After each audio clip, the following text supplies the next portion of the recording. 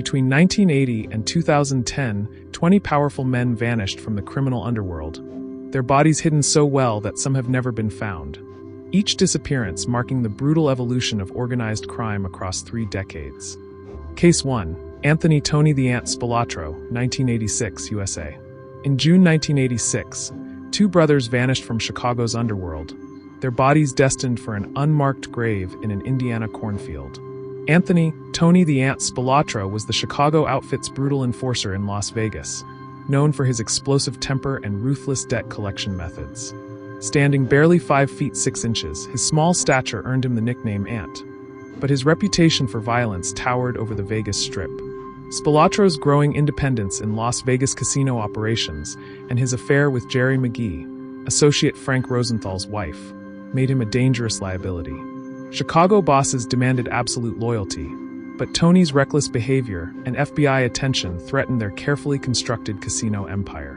Lured to what they believed was a promotion meeting, Tony and his brother Michael were instead beaten to death with baseball bats in a Bensonville basement.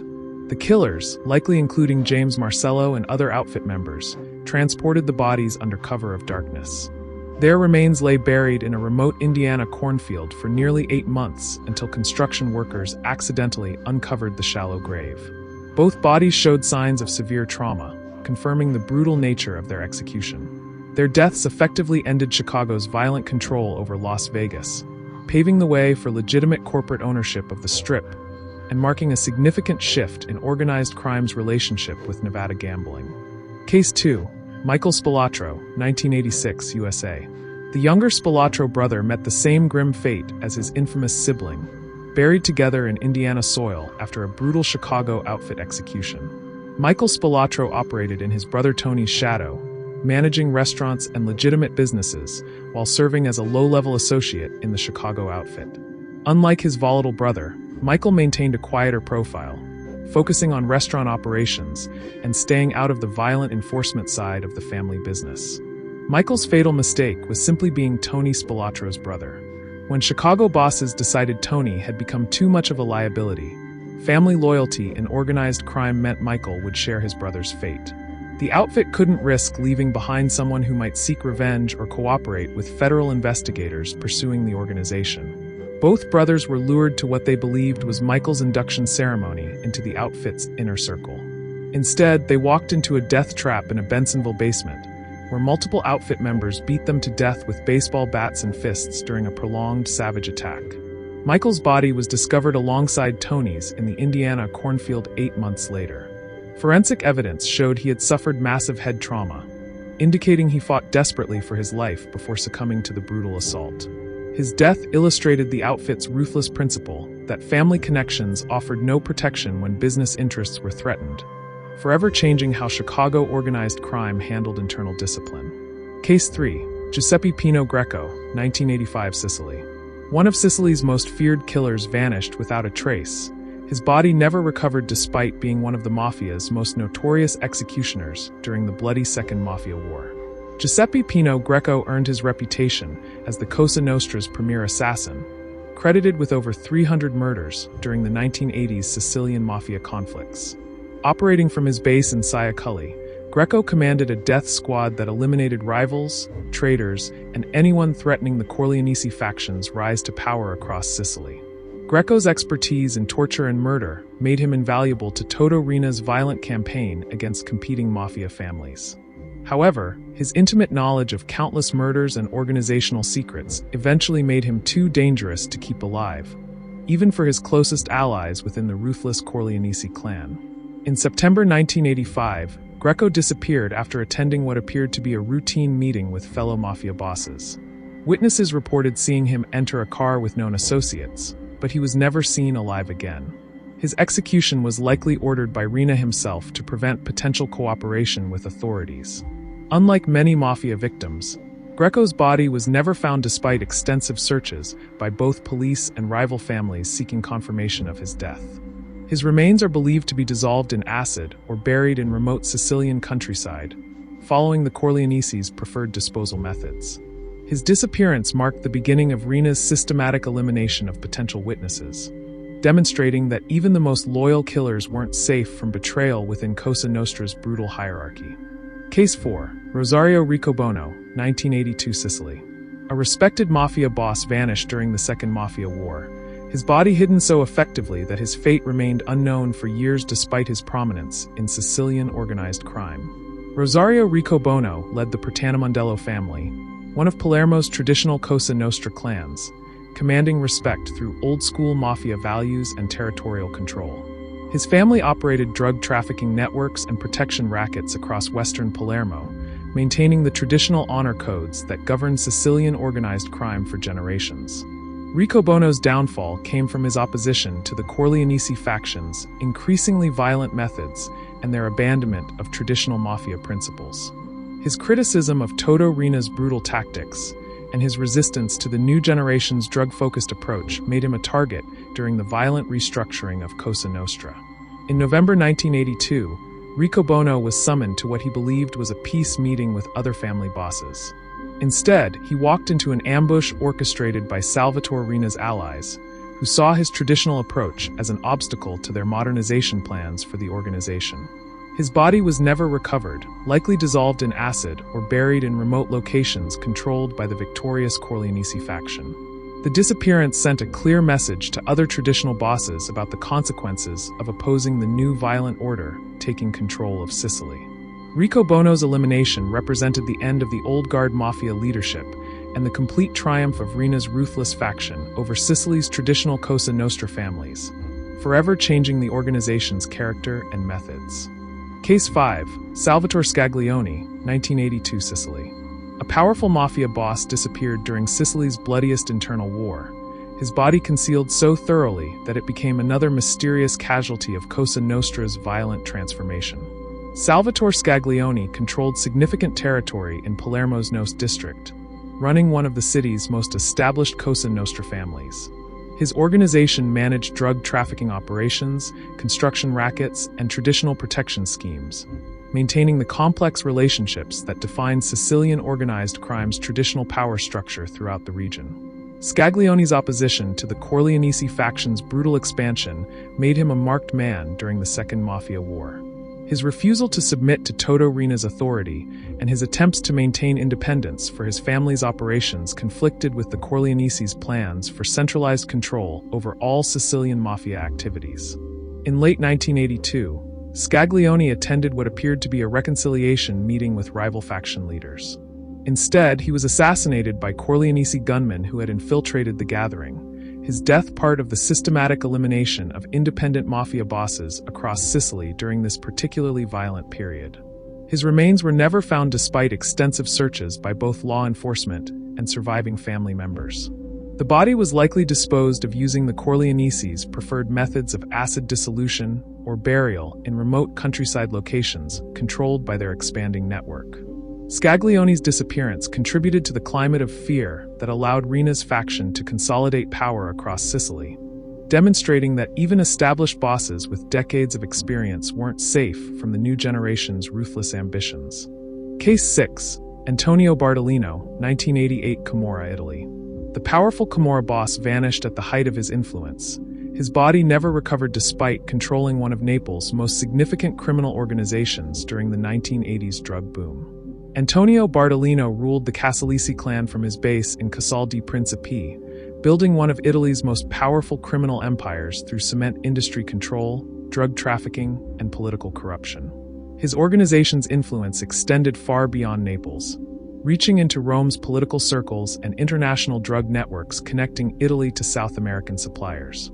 Bardolino's disappearance stemmed from internal conflicts within his own organization, as ambitious lieutenants sought to eliminate their boss and seize control of his lucrative criminal empire. His trusted deputy, Carmine Schiavone, orchestrated the betrayal, believing Bardolino had become too exposed to law enforcement attention and potential cooperation with authorities. In May 1988, Bardolino was lured to what he believed was a business meeting in Brazil, where he had established drug trafficking connections. Instead, he was assassinated by his own men who had traveled to South America specifically to eliminate their leader and prevent his potential cooperation with Italian prosecutors. His body was reportedly disposed of in remote Brazilian countryside, far from Italian jurisdiction and beyond the reach of law enforcement investigation. The location and method of disposal ensured that his remains would never be recovered or identified by authorities. Bartolino's elimination allowed the Casalisi clan to continue operations under new leadership, while removing a potential witness whose cooperation could have exposed decades of criminal activity and political corruption throughout southern Italy. Case 7. Mario Prestafilippo, 1987, Sicily. A rising mafia figure vanished during the height of the Second Mafia War, his body hidden among countless victims of Sicily's bloodiest internal conflict between competing criminal factions. Mario Prestafilippo operated as a mid-level boss in Palermo's complex criminal hierarchy, managing drug trafficking operations and territorial disputes for his family during the violent 1980s. His position required navigating the dangerous politics between traditional mafia families and the increasingly dominant Corleonesi faction that was systematically eliminating rivals across Sicily. Prestafilippo's fatal mistake was attempting to maintain neutrality during the escalating conflict between Toto Riina's Corleonesi and the traditional Palermo families. His efforts to broker peace deals and avoid choosing sides ultimately made him a threat to both factions, as neither trusted leaders who refused to commit fully to their cause. In 1987, Prestafilippo disappeared after leaving his home for what family members believed was a routine business meeting. Witnesses reported seeing him enter a car with known associates, but this was the last confirmed sighting of the mafia leader before his apparent execution. His remains were never recovered, joining hundreds of other victims whose bodies disappeared during the Second Mafia War's most violent period. The systematic disposal of bodies during this era made positive identification impossible and allowed the surviving factions to maintain plausible deniability about their involvement. Prestafilippo's disappearance demonstrated how the Mafia War's violence consumed even moderate leaders who attempted to avoid the conflict, as neutrality became impossible when survival required choosing sides in Sicily's criminal underworld. Case 8. Toto Minor, 1982, Sicily. A traditional mafia boss disappeared during the violent restructuring of Cosa Nostra, his body concealed as part of the systematic elimination of old guard leaders opposing modernization efforts. Toto Minor controlled significant criminal operations in rural Sicily, maintaining the traditional codes and territorial boundaries that had governed Cosa Nostra for generations. His family operated protection rackets, controlled agricultural businesses, and maintained the complex honor system that defined relationships between different mafia clans across the island. Minori's resistance to the drug trade and opposition to the Corleonesi faction's violent methods made him an obstacle to Toto Riina's plans for centralized control over Sicilian organized crime. His adherence to traditional mafia values conflicted with the new generation's profit-focused approach and willingness to eliminate anyone opposing their expansion plans. In 1982, Minor was summoned to attend what appeared to be a traditional sit-down meeting between rival families seeking to resolve territorial disputes. Instead, he was assassinated by Corleonesi gunmen who had infiltrated the gathering, his death part of the broader campaign to eliminate independent-minded bosses. His body was never found despite extensive searches by both law enforcement and surviving family members seeking closure. The remains were likely disposed of in remote mountainous areas controlled by the Corleonesi, ensuring that evidence of the murder would never surface to complicate their consolidation of power. Minori's elimination represented the triumph of modern criminal enterprise over traditional mafia culture, marking a definitive shift toward the drug-focused, violence-driven organization that Cosa Nostra would become under Riina's leadership. Case 9. Cesare Bonventre, 1984, USA. The Sicilian-born mafioso vanished from New York's criminal underworld, his body hidden after becoming a liability during the federal investigation into the Pizza Connection heroin trafficking network. Cesare Bonventre arrived in America as part of the Sicilian Mafia's expansion into international drug trafficking, working closely with the Bonanno crime family to establish heroin distribution networks connecting Sicily to American markets. His expertise in traditional Cosa Nostra methods and international connections made him valuable to both Sicilian and American organized crime families. Bonventre's downfall came from his involvement in multiple high-profile murders, including the assassination of Carmine Galante, and his growing exposure during federal investigations targeting the Pizza Connection network. His intimate knowledge of international drug trafficking operations made him too dangerous to leave alive as prosecutors closed in on the organization. In April 1984, Bonaventure was lured to what he believed was a routine meeting with fellow Bonanno associates. Instead, he was shot and killed by his own criminal partners who feared his potential cooperation with federal authorities investigating the extensive heroin trafficking conspiracy spanning 2 continents. His body was discovered months later in a warehouse in Queens, showing signs of torture before his execution. However, the circumstances surrounding his disposal and the location where he was initially hidden remain unclear, with investigators believing his body was moved multiple times before discovery. Bonaventure's murder demonstrated how international organized crime networks eliminated potential witnesses, prioritizing organizational survival over traditional loyalty bonds that had previously protected members from internal violence. Case 10, John Johnny Boy D'Amato, 1992 USA. The acting boss of New Jersey's DeCavalcante crime family disappeared after his sexual orientation became known to his traditionalist organization, his body hidden to conceal the controversial circumstances of his execution. John D'Amato rose through the ranks of the DeCavalcante family, eventually becoming acting boss during the incarceration of higher-ranking leaders. His business acumen and ability to generate income through construction rackets, gambling operations, and labor union corruption earned him respect within the organization and recognition from other crime families. D'Amato's secret homosexual relationships violated the traditional codes governing Italian-American organized crime, where such behavior was considered incompatible with the masculine honor culture that defined Mafia membership. When his sexual orientation became known to family members, it created an internal crisis that threatened his leadership position and ultimately his life.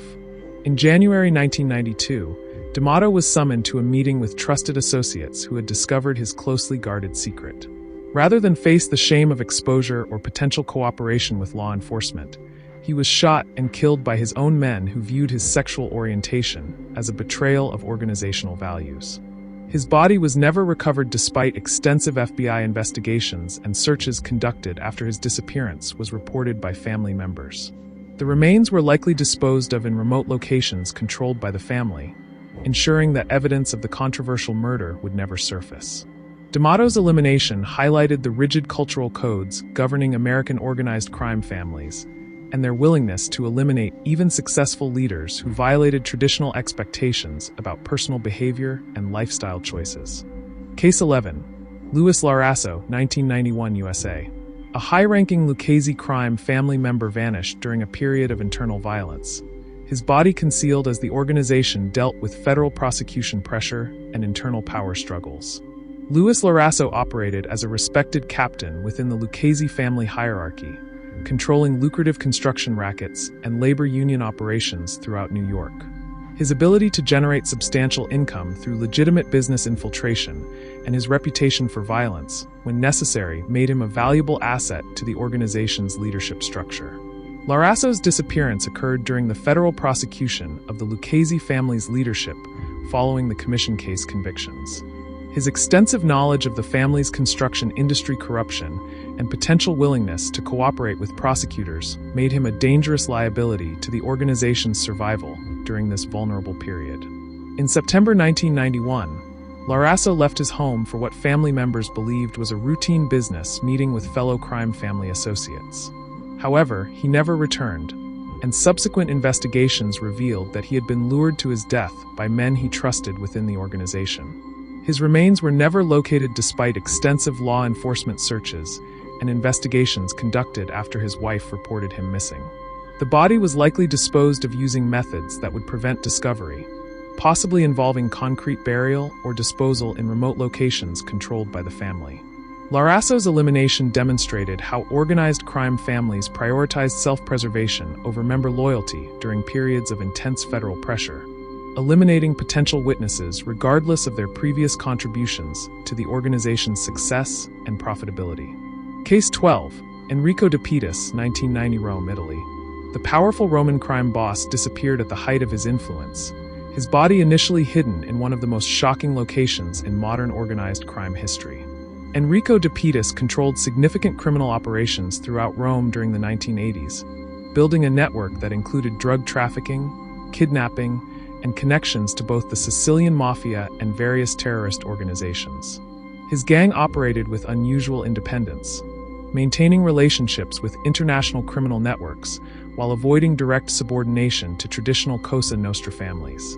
DePetis's downfall stemmed from his involvement in high-profile kidnappings and his growing connections to political scandals that threatened to expose corruption reaching into Vatican financial institutions. His knowledge of money laundering operations and potential cooperation with investigating magistrates made him increasingly dangerous to his criminal and political associates. In February 1990, DePetis was assassinated by unknown gunmen while walking near his Rome apartment. The killing appeared professional, suggesting involvement by either rival criminal organizations or former associates seeking to silence him before he could reveal damaging information about their operations.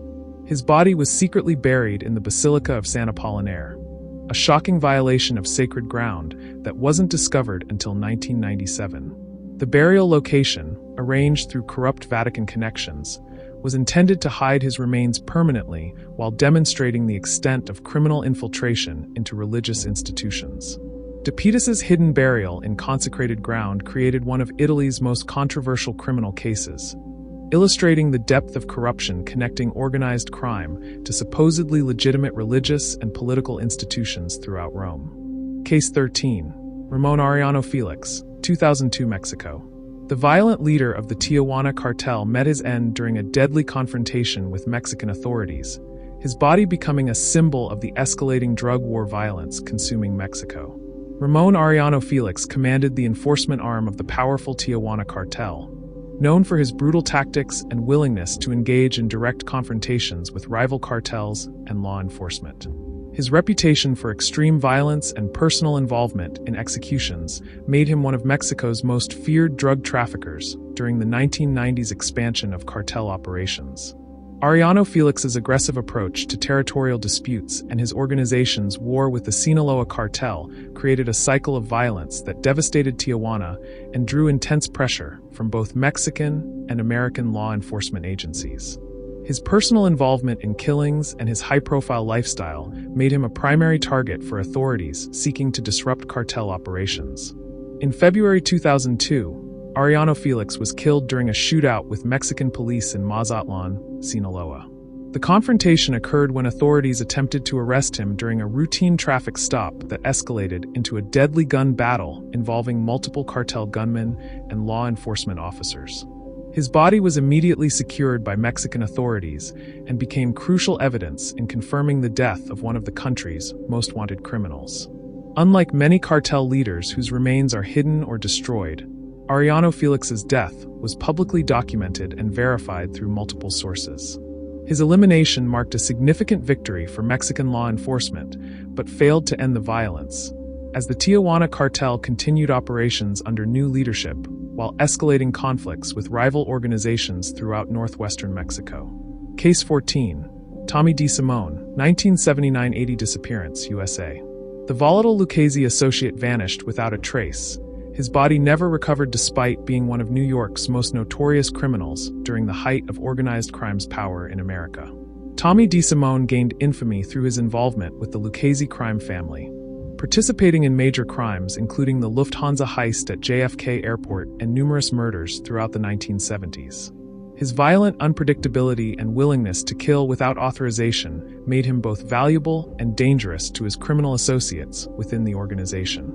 DeSimone's downfall resulted from his unauthorized murder of MAID member Billy Batts and his increasingly erratic behavior that threatened to draw law enforcement attention to his criminal associates. His knowledge of major crimes and his unstable personality made him a liability that the Lucchese family could no longer tolerate or control. In early 1979, DeSimone was summoned to what he believed was his formal induction ceremony into the Lucchese family as a MAID member. Instead, he was executed by his own criminal partners who had determined that his violent unpredictability posed too great a risk to organizational security and operations. His body was never found despite extensive FBI investigations and searches conducted over several decades following his disappearance. The remains were likely disposed of immediately after his execution, possibly through methods involving industrial facilities or burial in remote locations controlled by the family. DeSimone's elimination demonstrated how organized crime families maintain discipline by eliminating members whose behavior threatened organizational survival, regardless of their previous contributions to major criminal enterprises and profitable operations. Case 15. Vincenzo Puccio, 1989 Sicily. A trusted Corleonese lieutenant disappeared despite his loyalty to Toto Riina, his body hidden as the organization eliminated potential witnesses who knew too much about internal operations. Vincenzo Puccio served as one of Salvatore Riina's most reliable executioners during the Second Mafia War, participating in dozens of murders that eliminated rivals and consolidated Corleonese power across Sicily. His unwavering loyalty and expertise in violence made him invaluable during the faction's rise to dominance over traditional Cosa Nostra families. Puccio's extensive knowledge of the organization's most sensitive murders and his direct involvement in high-profile assassinations eventually made him too dangerous to keep alive. Even his proven loyalty couldn't protect him from elimination when his testimony could potentially destroy the entire Corleonese power structure if he ever cooperated with authorities. In 1989, Puccio was summoned to meet with Riina and other high-ranking members, believing he was being promoted within the organization's hierarchy. Instead, he was executed by fellow Corleonese members who had been ordered to eliminate him as part of a broader campaign to silence potential witnesses. His body was never recovered, likely disposed of using the organization's preferred methods of acid dissolution or burial in remote locations controlled by the Corleonese network. The systematic elimination of evidence ensured that his murder could never be definitively proven by law enforcement investigators. Puccio's elimination illustrated the paranoid atmosphere within the Corleonese organization, where even the most loyal members weren't safe from execution if their knowledge posed potential threats to the leadership's survival and continued criminal operations. Case 16. Stefano Bontod, 1981 Sicily. The respected Palermo Mafia boss was assassinated during the opening phases of the Second Mafia War, his body disposed of to prevent it from becoming a rallying point for traditional families opposing Corleonese expansion. Stefano Bontod led one of Palermo's most established Cosa Nostra families, commanding respect through traditional mafia values and maintaining extensive political connections throughout Sicily. His family controlled significant drug trafficking operations and construction rackets, while adhering to the honor codes that governed relationships between different criminal organizations across the island.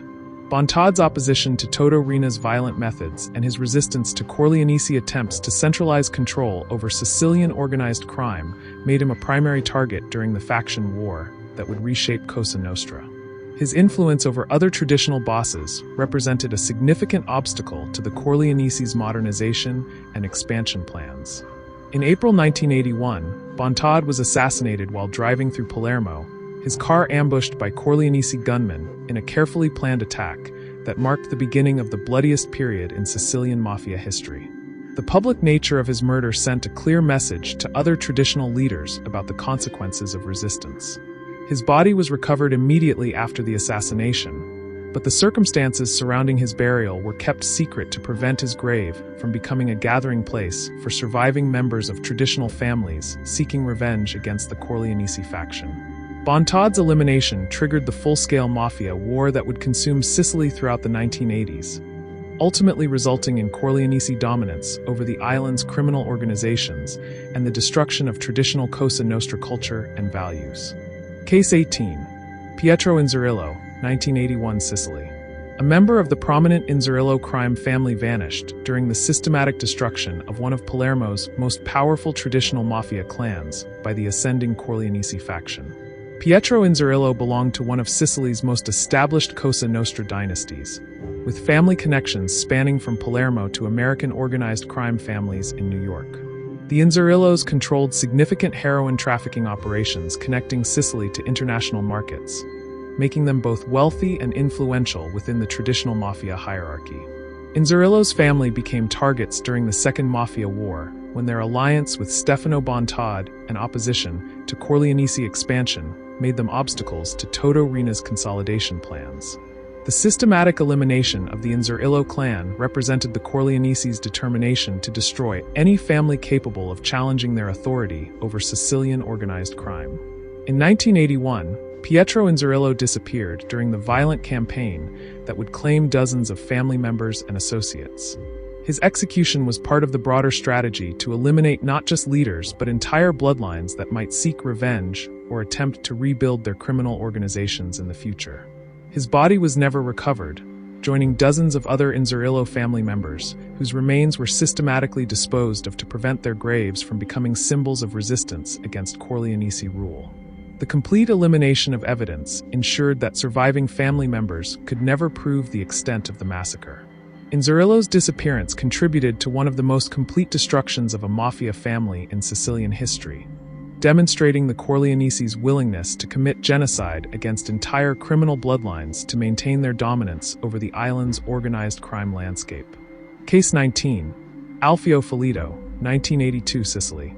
The powerful Catania Mafia boss was ambushed and killed, his body subsequently hidden as rival factions sought to prevent his burial from becoming a symbol of resistance against Corleonese expansion. Alfio Filito controlled the dominant Cosa Nostra family in Catania, Sicily's second-largest city, building a criminal empire based on construction rackets, drug trafficking, and political corruption. His organization operated with significant independence from Palermo's traditional families, while maintaining the territorial control and honor codes that define Sicilian organized crime. Filito's resistance to Corleonese attempts to extend their influence beyond western Sicily made him a target during the violent restructuring of Cosa Nostra. His refusal to acknowledge Toto Rina's authority and his attempts to maintain eastern Sicily's independence conflicted with the Corleonese's plans for island-wide dominance over all criminal activities. In June 1982, Filito was ambushed while driving through Catania, his car attacked by multiple gunmen in a carefully coordinated assault that demonstrated the Corleonese's ability to strike anywhere across Sicily. The brutal nature of the attack, involving automatic weapons and multiple shooters, sent a message to other independent bosses.